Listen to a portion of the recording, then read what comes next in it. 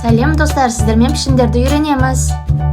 Шеңбер, шеңбер заттар, сағат, до, дөңгелек, үшбұрыш, үшбұрыш заттар, ірімшік, үшбұрыш ойыншық, шырша, төртбұрыш заттар, жастық, кілем және крекер, тіктөртбұрыш заттар, өшіргіш, хат, кітап, ромб заттар, балмұздақ, батпырауық және сырға, жүрек заттар, жүрек шар, жүрек айна, жүрек сөмке, жұлдыз заттар, теңіз жұлдызы, жұлдыз фонарь және жұлдыз ойыншық, сопақ заттар, қауын, жұмыртқа және нан.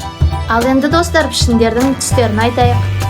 Қызыл шеңбер, көк үшбұрыш, қызғылт төртбұрыш, қызғылт сары тіктөртбұрыш, ашық көк ромб, күлгін жүрек, жасыл жұлдыз, қызғылт сары сопақ.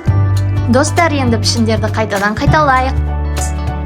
Шеңбер заттар, сағат, до, дөңгелек, үшбұрыш заттар, ірімшік, үшбұрыш ойыншық, шырша, төртбұрыш заттар, жастық, кілем және крекер, тіктөртбұрыш заттар, өшіргіш, хат, кітап, ромб заттар, балмұздақ, батпырауық және сырға, жүрек заттар, жүрек шар, жүрек айна, жүрек сөмке, жұлдыз заттар, теңіз жұлдызы, жұлдыз фонарь және жұлдыз ойыншық, сопақ заттар, қауын, жұмыртқа және нан.